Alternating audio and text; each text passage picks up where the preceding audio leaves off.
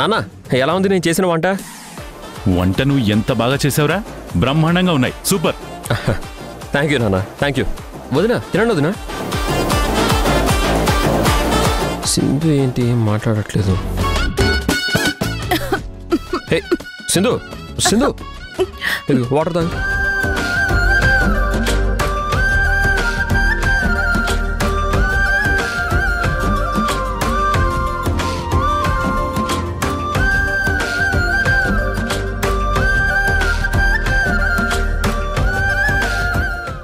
ఏంటి సింధు, కారం ఏమైనా ఎక్కువైందా?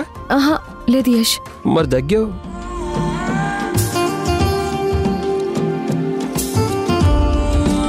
యష్ సింధుకి దగ్గర అవడం దీనికి నచ్చటం లేదనుకుంటా, అందుకే అలా చూస్తూ కళ్ళల్లో నిప్పులు పోసుకుంటుంది. ఇప్పుడు ఇది నోరు తెరిస్తే గొడవ అవుతుంది. నేనే ఏదో ఒకటి కవర్ చేయాలి. రే యష్, ఏంట్రా నువ్వు చేస్తున్న పని? అమ్మో, సింధు మీద ప్రేమలో మునిగిపోయి వదిన ఇక్కడే ఉందన్న విషయం మర్చిపోయాను. వదిన ఇక్కడే ఉంది కదా, అప్పుడు నేను సింధు మీద ప్రేమ లేనట్టు నటించాలి కదా. ఏమైందమ్మా, ఎందుకు అలా అరుస్తున్నావు? ఇప్పుడు ఏమైందని? సింధుకి పొలం మారితే వాటర్ ఇచ్చాను, అది తప్ప? తన ముందు వాటర్ లేదు కాబట్టి కదా ఇచ్చాను. నా ప్లేస్లో ఎవరున్నా ఇదే చేస్తారు. అయినా చిన్న విషయానికి కూడా ఏదేదో ఆలోచించుకొని పెద్ద చేయొద్దమ్మా. అంతా చేసింది నేనేగా. సింధుకి ఏమన్నా అయితే మళ్ళీ నా మీదకే వస్తుంది. అందుకే జాగ్రత్త, అంతేగాని దీన్ని పెద్ద ఇష్యూ చేయకండి. తినండి.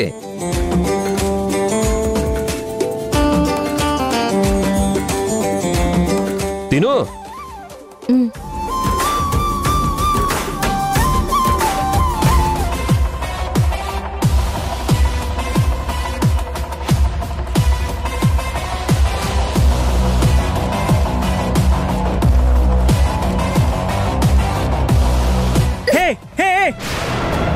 నేను ఇంత టెన్షన్లో ఉంటే నువ్విక్కడ చాలా రిలాక్స్డ్గా గేమ్ ఆడుకుంటున్నావా? దేనికి మధు టెన్షను? దేనికంటావేంటి? ఇంట్లో జరిగే సంఘటనలన్నీ నువ్వు చూడట్లేదా? సింధు, మీ తమ్ముడు, మీ అమ్మ, నాన్న, పిల్లలు అందరూ చాలా హ్యాపీగా ఉన్నారు. ఎన్ని రోజులు మీ తమ్ముడు మారలేదు, ఇంకా సింధు మీద కోపంతోనే ఉన్నాడు అనుకున్నా. కాని సడన్ గా ఎప్పుడు లేంది మీ తమ్ముడు వంట చేయడమేంటి, దగ్గరుండి తనే సింధుకి వడ్డించడమేంటి, సింధుకి పొలమారితే నీళ్ళివ్వటమేంటి, ఏంటిదంతా? చూస్తుంటే నాకేదో అనుమానంగానే ఉంది. మీ తమ్ముడి బిహేవియర్లో ఏదో తేడా వస్తుంది. నేను ముందు నుంచి నీకు చెప్తూనే ఉన్నాను, యశ్ సింధుకు మళ్ళీ దగ్గర అవుతున్నాడు అని. నువ్వే నా మాట నమ్మలేదు. మనమేంటో మీ వాళ్ళకి చూపించాల్సిన టైం దగ్గర పడింది తేజ. నేను దాచిపెట్టిన జనాల డబ్బు అడ్డు లేకపోయింటే నేను ఏం చేస్తానో అనేది ఈపటికి చూపించేదా. ఆ డబ్బు హవాలాగా మార్చటం కోసమే ఆగుతున్నాను. లేదంటే ఈ మధు విశ్వరూపం ఎలా ఉంటుందో మీ వాళ్ళందరూ చూసేవా.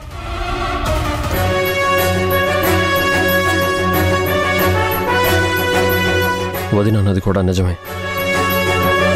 నాలో మార్పులు వస్తున్నాయి.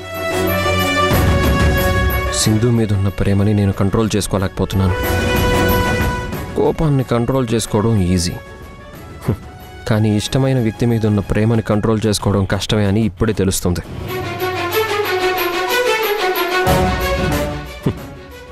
ఇక నుంచైనా జాగ్రత్తగా ఉండాలి. సింధు మీద నాకున్న ప్రేమని నియంత్రించుకోవాలి. వదిన వల్ల సింధుకి, ఇంట్లో వాళ్ళకి ఏం కాకుండా చూసుకోవాలి. వదిన నన్ను నమ్మేటట్టు చేసుకోవాలి. నేను మారలేదు, ఇంకా పాత యష్నేనని వదిన ఫీల్ అవ్వాలి. ఫీల్ అవుతుంది.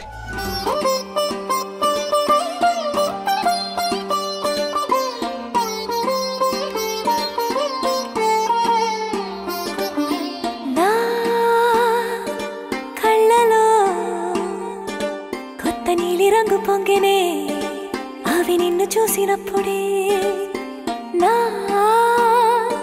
చెంపలో కొత్త ఎరుపు రంగు పుట్టినే నువ్వు నన్ను చూసినప్పుడే. నువ్వెళ్ళే దారంతా పచ్చ వేసినట్టుంది నీ వెంటే నేనుంటే పాదాలకే పసుపు పూసిందే రంగులే రంగులే నువ్వు సింధు ఇదిగో వాటర్ తాగు. రంగులే రంగులే కన్ను చూడనన్ని కొత్త రంగులే రంగులే రంగులే నువ్వు పక్కనుంటే రంగులే రంగులే రంగులే కన్ను చూడనన్ని కొత్త రంగులే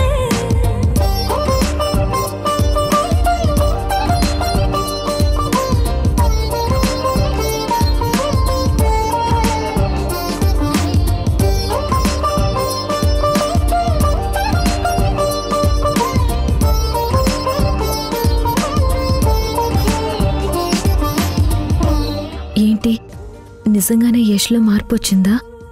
నా మీద ప్రేమతోనే ఇవన్నీ చేశాడా? ఆ మార్పు ఈ ప్రేమ నిజమైతే బావుండు. మళ్ళీ యష్తో కలిసి హ్యాపీగా ఉండొచ్చు.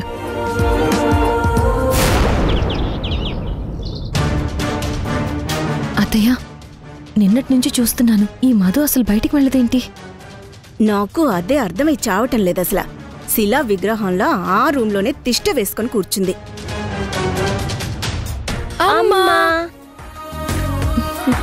నానమ్మ, మేము ఇవాళ ఎక్స్కర్షన్కి వెళ్తున్నాం. స్కూల్లో వాళ్ళు తీసుకెళ్తున్నారు. రేపు మార్నింగ్ వస్తాం. అక్కడ అల్లరవి చేయకండి, జాగ్రత్తగా ఉండండి. ఆ టీచర్ మాట తప్పకుండా వినండి. అలాగే నానమ్మ. పిల్లలు, మీ తాతయ్య ఎక్కర్రా? ఇక్కడే ఉన్నాందాము.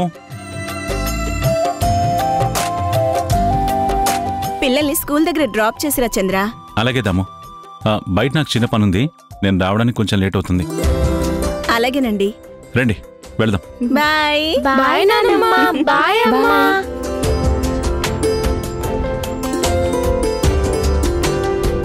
మధు బయటికి వెళ్ళకపోతే మన ప్లాన్ వర్కౌట్ అవుదత్తయ్యా. మరేం చేద్దామంటావమ్మా? ఎలా అయినా సరే మనం మధుని బయటికి వెళ్ళేలా చెయ్యాలి.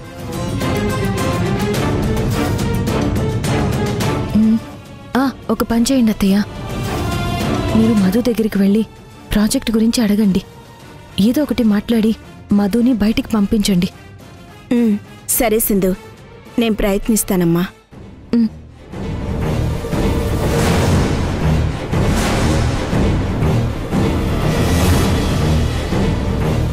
ఏమైంది దీనికి? తల పట్టుకొని అలా పడుకుంది. పాడు ఆలోచనలో పుట్టదంతలా. ఆ తల త్వరగా పగిలిపోతే బాగుండు అసలు. మధు, చెప్పండి అత్తయ్య. టైం అవుతుంది కదా, ఆఫీస్కి వెళ్ళవా అమ్మా? ఒంట్లో బాగోలేదు అత్తయ్య. ఏమైందమ్మా? కొంచెం హెల్త్ అప్సెట్గా ఉంది. ఈ వంకతో మధుని హాస్పిటల్కి తీసుకెళ్తే సింధు తన ప్లాన్ వర్కౌట్ చేసుకుంటుంది. అయ్యో అలాగా అమ్మా. సరే పదమ్మా, హాస్పిటల్కి వెళ్దాం. వద్దత్తయ్య, కొంచెం రెస్ట్ తీసుకుంటే అదే సెట్ అయిపోతుంది. హెల్త్ బాగోలేదని అలా ఉండిపోతే ఎలా మధు? ఆరోగ్యం విషయంలో అస్సలు నిర్లక్ష్యం చేయకూడదు. ఎంతసేపు? పక్కనే కదా హాస్పిటల్. అలా వెళ్ళి ఇలా వచ్చేద్దాం రామ్మా. చూద్దాంలేండి అత్తయ్య. సాయంత్రం వరకు ఇలాగే ఉంటే అప్పుడు హాస్పిటల్కి వెళ్దాంలేండి. అది కాదు మధు, నా మాట వినమ్మా. వెళ్దాం పదా. ప్లీజ్ అత్తయ్య, కాసేపు నిన్ను ఒంటరిగా వదిలేయండి. మొండిగటం, నా మాట విని చావదు. సరేనమ్మా, నీ ఇష్టం. రెస్ట్ తీసుకో.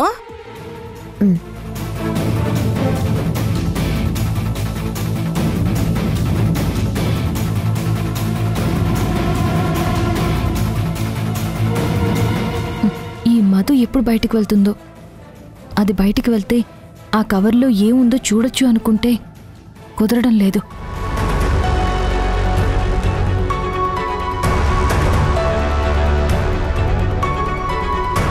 ఏమైంది సింధుకి? ఎందుకు టెన్షన్ పడుతుంది?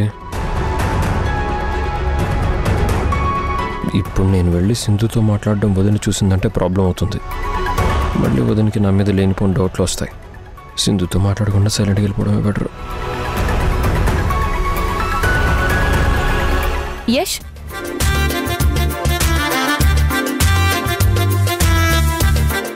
మధ్యాహ్నం భోజనానికి ఇంటికి వస్తావా లేక నన్నే ఆఫీస్కి క్యారియర్ తీసుకురమ్మంటావా? నాకేం అక్కర్లేదు.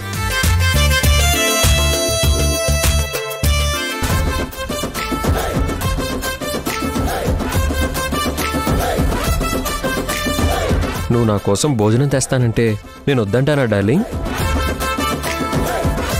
నీ రాక కోసం నేను ఎంతో ఎదురు చూస్తూ ఉంటాను. నీ చేత్తో అన్నం తింటుంటే ఆ ఆనందమే వేరబ్బా. ఆఫీస్లో నీ కోసం వెయిట్ చేస్తుంటాను బంగారం. రే నువ్వు తీసుకొచ్చేసి రే రా. క్యారియర్ తెచ్చేసి ఇద్దరం కలిసి అక్కడ పਹੁంచేద్దాం. ఏంటి మరీ ఓవర్ అయిపోతున్నావు, కొంచెం తగ్గించు. అవకాశం వచ్చినప్పుడే బాస్ వాడుకోవాలి. రే రాత్రే కదరా అనుకున్నావు సింధు మీద ఉన్న ప్రేమని బయటపడకుండా లోపలే కంట్రోల్ చేసుకోవాలని. ఇంతలోనే ఇంత వీక్ అయిపోతే ఎలా రా రా వచ్చేసి. ఆ కంట్రోల్ పేరు చెప్పి నాలో ఉన్న రొమాంటిక్ ఫీల్స్ అన్ని కుప్పగోలు చేస్తున్నావు బాస్. చా రే చెప్తే నీకు అర్థం కావట్లేదారా? మరీ ఇంత ఓవరైపోతే ఎలాగా? సింధు కళ్ళు నన్ను అయస్కాంతంలో లాగేస్తున్నాయి బాస్. రైట్ ఎక్కువ చేసుకుంటే గుద్దుతా. ఒరే ఒక్కసారి వెళ్ళతుక్కుంటే ఇంక వెనక్కి రాలేవురా, వచ్చేసేరా. రై ప్లీజ్ రా పోరా.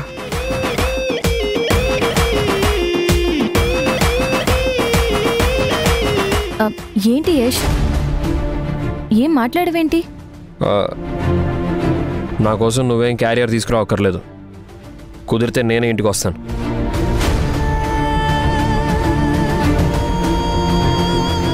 ఏంటి మనిషి పొద్దు పొద్దునే ఇంత చిరాకు పడుతున్నాడు?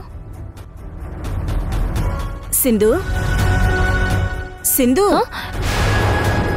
ఏంటత్తయ్యా? ఏంటమ్మా ఆలోచిస్తున్నావు? ఆహా ఏం లేదత్తయ్యా. ఆ మధు బయటికి వెళ్ళిందా? లేదమ్మా, దానికి ఒంట్లో బాగోలేదంట. హాస్పిటల్కి వెళ్దామంటే సాయంత్రం వరకు చూద్దామత్తయ్యా, అప్పటికీ ఇలాగే ఉంటే అప్పుడు వెళ్దామంది. అది బయటికి వెళ్తేనే కదత్తయ్యా మనం దాని రూమ్లోకి వెళ్ళి ఆ కవర్లో ఏముందో చూడగలిగేది. ఇప్పుడేం చేద్దాం? అది బయటికి వెళ్తేనే కదమ్మా, అప్పటిదాకా వెయిట్ చేయక తప్పదు.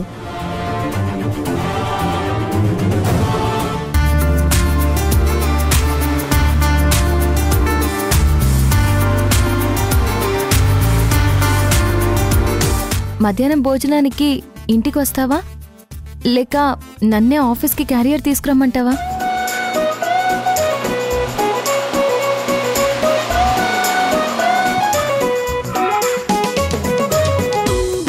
నా ప్రేమని సింధుకి ఎలా తెలియజేయాలో తెలియడం లేదే. హలో బాస్, నువ్వు అనవసరంగా ఆలోచిస్తూ నీ విలువైన టైంని వేస్ట్ చేసుకుంటున్నావు తెలుసా? నేనా? నువ్వే ఏంటి సింధుని కౌగిలించుకొని ముద్దులు పెడితేనే నీ ప్రేమను తెలియజేసినట్ట? నీ ప్రేమ సింధుకి తెలియడం ఇంపార్టెంట్ కానీ ముద్దులు హగ్గులు ఇంపార్టెంట్ కాదు బాసు. అది కూడా నిజమే. ఇప్పుడు నన్ను ఏం చేయమంటావు? ప్రేమ అనేది ఎలా చూపిస్తే ఏంటి? ప్రేమ చూపించడానికి అనేక దారులున్నాయి. ఆలోచిస్తే ఏదో ఒక దారి దొరుకుతుందిలే. కరెక్టే కదా?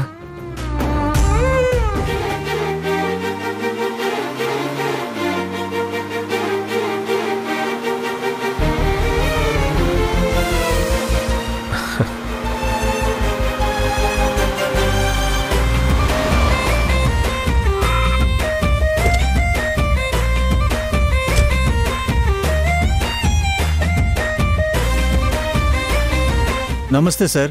నమస్తే. ఏం కావాలి సార్? ఇయర్ రింగ్స్ కావాలి. ఉండండి సార్ చూపిస్తాను.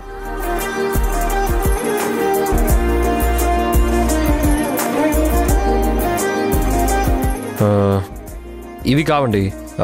స్పెషల్ డిజైన్స్ ఏమైనా ఉన్నాయా? స్పెషల్ డిజైన్స్ కావాలంటే ఆర్డర్ చేయించుకోవాలి సార్. ఓకే అండి, ఒకసారి డిజైన్స్ చూపించండి. Sure sir. నెక్స్ట్ చూపించండి. ఇంకేమైనా ఉన్నాయా? ఇది సార్, ఇది సార్.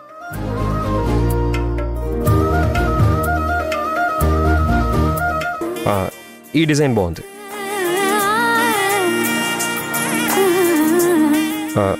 ఈ డిజైన్ ఇయర్ రింగ్స్ కావాలి. షూర్ సార్, మీరు మనీ పే చేయండి, ఆర్డర్ పెట్టేస్తాను. అలాగే.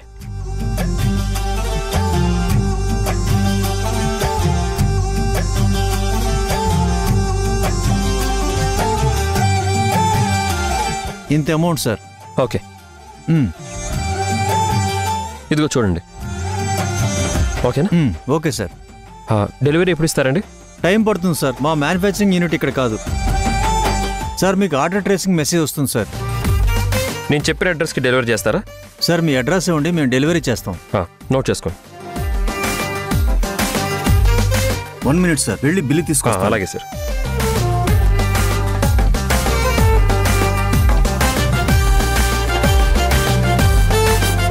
Thank you. You welcome sir.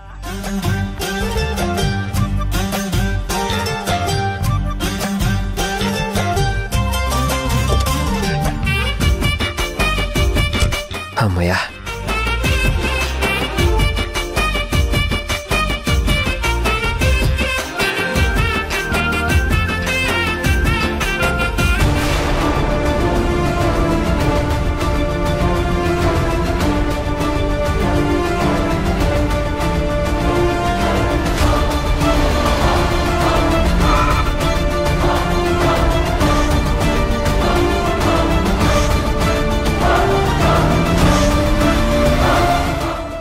ఏదో మిస్ అవుతున్నాను.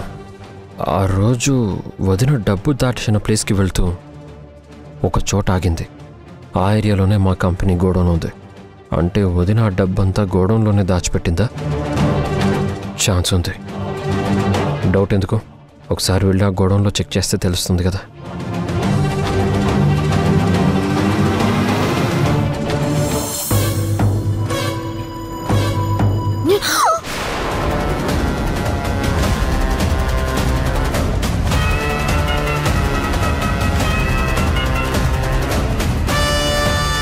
ఏంటిది?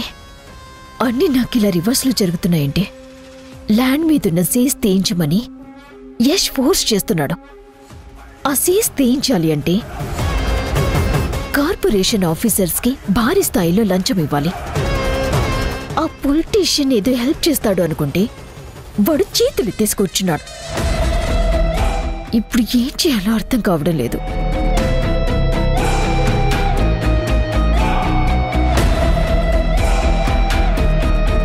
పరిస్థితులన్నీ నా చేయి దాటిపోతున్నాయి. జైలు నుంచి మావయ్య రిలీజ్ అయ్యి వస్తే తప్ప ఈ ప్రాబ్లమ్స్ అన్నింటికీ ఒక ముగింపు రాదు.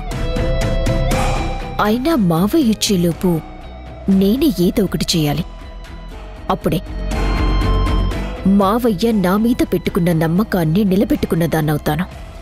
ఇన్ని రోజులు టెన్షన్ పడి ప్రాజెక్ట్ అని, హవాలా అని, సీజ్ అని ఆలోచించానే తప్ప అసలు నేను దాచిపెట్టిన డబ్బు అక్కడ సేఫ్గా ఉందా లేదా అనేది చూడలేదు. ప్రెసెంట్ జరిగేవన్నీ నెగిటివ్గానే జరుగుతున్నాయి. ఎందుకైనా మంచిది ఒకసారి గోడౌన్కి వెళ్ళి అక్కడ డబ్బు సేఫ్గా ఉందా లేదా అని చెక్ చేసి రావాలి.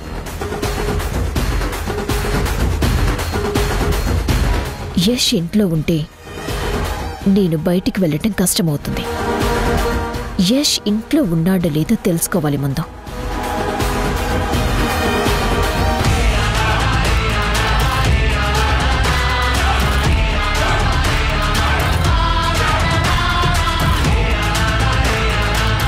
అత్తయ్యా, అత్తయ్యా, అత్తయ్యా. ఏంటి మధు, ఇంకా తగ్గలేదా? హాస్పిటల్కి వెళ్దామా? అదే లేదత్తయ్య. మరిది గారు ఎక్కడా? ఇంతకు ముందే ఆఫీస్కి వెళ్ళాడమ్మా. ఓ, మరిది గారు ఆఫీస్కి వెళ్ళిపోయారా? సరే అత్తయ్య. ఏమ్మా, వాడితో ఏమైనా పనుందా? ఏం లేదత్తయ్య, ఊరికే అడిగానంతే.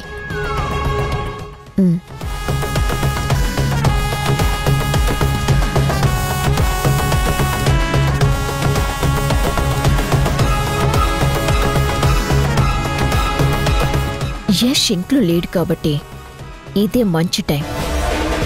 గోడౌన్ ఇక్కడికి దగ్గరే కాబట్టి త్వరగా వెళ్ళి వచ్చేయచ్చు. ఇప్పుడే వెళ్తే అత్తయ్యకి డౌట్ వస్తుంది. అత్తయ్యకి తెలియకుండా వెళ్ళాలి.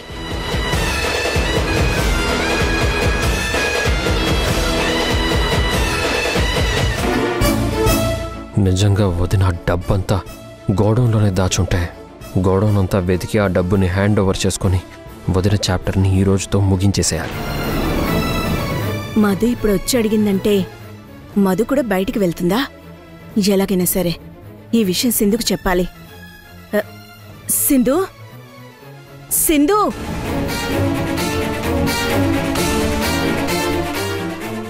రామా.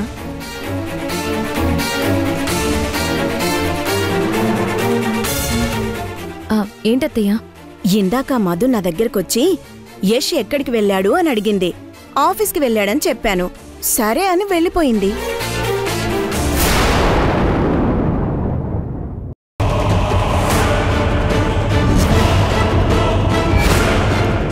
నా రూమ్లో ఏం చేస్తున్నావు? ఎందుకు వచ్చావు అంటే అంత కంగారు పడుతున్నావు? నా రూమ్లోకి ఎందుకు వచ్చావు? ఎందుకు వచ్చావు చెప్పు చెప్పు.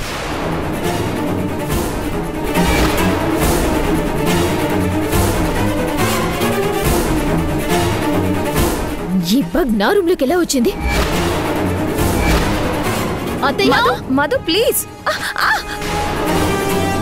ఈ సింధు ఏం చేసిందో తెలుసా అత్తయ్య? నా రూమ్లో నాకు తెలియకుండా ఇదిగో ఈ బగ్ని పెట్టింది.